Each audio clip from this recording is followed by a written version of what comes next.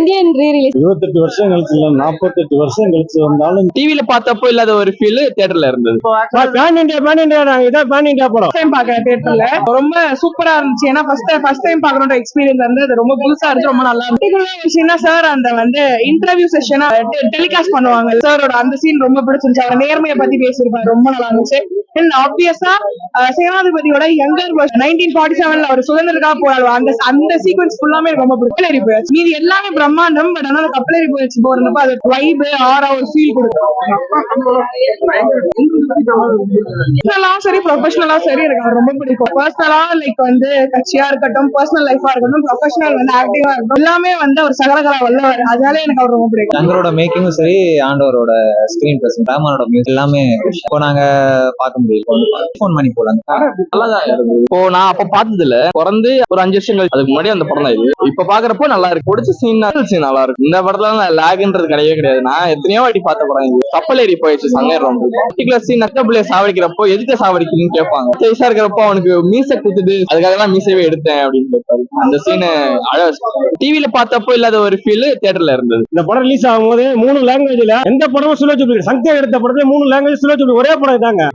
Pan India நாங்க இதான் pan India படம். ரசிகரங்க வெறிய நீங்களே நினைச்சு பாருங்க. சங்கர் படத்துல லாங்குவேஜ்ல தமிழ், தெலுங்கு, ஹிந்தி 48 நாள் ஒரே படம். சங்கர் படத்துல எந்த படமே கிடையாது. அப்புறம் தான் எல்லாமே ஓடிச்சு. இந்த படம் 100 வாட்டி மேல பார்த்தாச்சுங்க. ரிலீஸ் டைம்ல அப்பயே 50 வாட்டி. இந்த படம் அடுத்த வருஷம் ஆல் போட்டு போறோம். 10 பேர் போனாங்க. நான் 16 வயசுங்க. ஒவ்வொரு சீனை நடிப்பாங்க. அவருடைய முகம் நடிப்பு தானே சுந்தரம் பேசுவாரு. ஒண்ணு நாடா வீடா பிள்ளையா இதுவான்னு சொல்லிட்டு போவாரு. 2 பேர் இருக்க மாட்டாங்க, ஒருத்தா இருப்பாரு சொல்லிட்டு போவார். அந்த டைலாக் டைலாக் படம் வந்து எக்ஸ்ட்ரானரி மூவி. எப்படி இருக்குன்னு கேட்கவே கூடாது. இந்தியனை வந்து எப்படி இருக்குன்னு கேட்கலாமா? அதுவே பெரிய உலக புத்தம். இந்தியன் எப்படி இருக்குன்னு கேட்டாலும் 28 வருஷம் கழிச்சு இல்ல 48 வருஷம் கழிச்சு வந்தாலும் இந்தியன் தாத்தா ரசிச்சுட்டே இருக்கலாம்.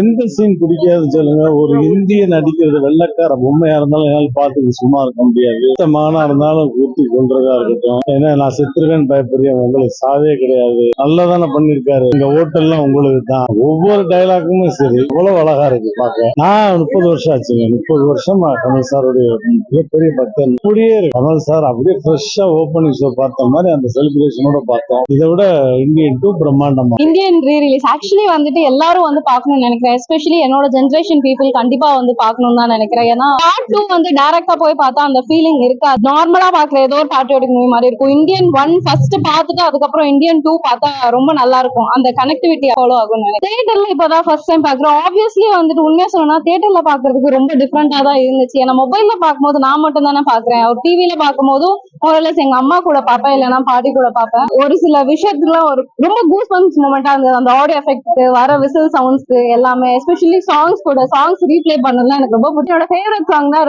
ரீப்ளே பண்ணாங்க, டெலிபோன் மணிப்பூர். நான் ஒரு இந்தியன் திருப்பி சொல்லிட்டே இருப்பாரு. யாருன்னா நான் இந்தியன். அது எனக்கு ரொம்ப பிடிக்கும். அது அந்த பேட்ரியாட்டிக் ஃபீல் எல்லாருக்கும் வரணும்னு நான் நினைக்கிறேன். ஆனாலும் சரி, for ever in Indian cinema ஒரு தமிழ் சினிமா எடுத்துக்கிட்டாலுமே கவுண்டமணி செந்தில் தான் பெர்ஃபெக்ட் காம்பினேஷன். யாரும் வந்து இது வரைக்கும் பீட் பண்ணதும் இல்ல, பீட் பண்ணவும் முடியாது. அப்படியே ஒரு காம்பினேஷன் தான் கவுண்டமணி செந்தில். ஆக்சுவலி அதுதானே தீமை. யார் வந்துட்டு லஞ்சம் இதெல்லாம் ஃபாலோ பண்றாங்களோ, ரூல்ஸ் அத்துமீறாங்களோ அவங்களெல்லாம் வந்துட்டு சும்மா விட மாட்டேன்ற ஒரு கோலோட தான் போறாரு. அந்த கோல் பையன் கிட்ட வந்து பிரேக் ஆயிடுச்சுன்னா ஏதோ ஒரு விஷயத்துல கண்டிப்பா நமக்கு தெரிஞ்சவங்க கிட்ட இருந்து இருப்போம் அப்படின்ற மாதிரி போயிடும். அது கொண்டாதான் அந்த பேட்ரியாட்டிசம்ன்ற அந்த ஃபீலிங்கை வந்துட்டு போர்ட்ரே பண்ண முடியும்னு நினைக்கிறேன். சோ நானும் எக்ஸ்பெக்ட் பண்ணேன் கொண்டு வரேன். திரும்ப நான் என் டீனேஜ்ல வந்து அந்த படத்தை பார்த்த ஒரு ஃபீல் இருக்கு. ஏன்னா கல்யாணத்துக்கு முன்னாடி பார்த்த படம் இப்போ எப்படி இருந்ததோ இப்பவும் அதே மாதிரிதான் இருந்தது.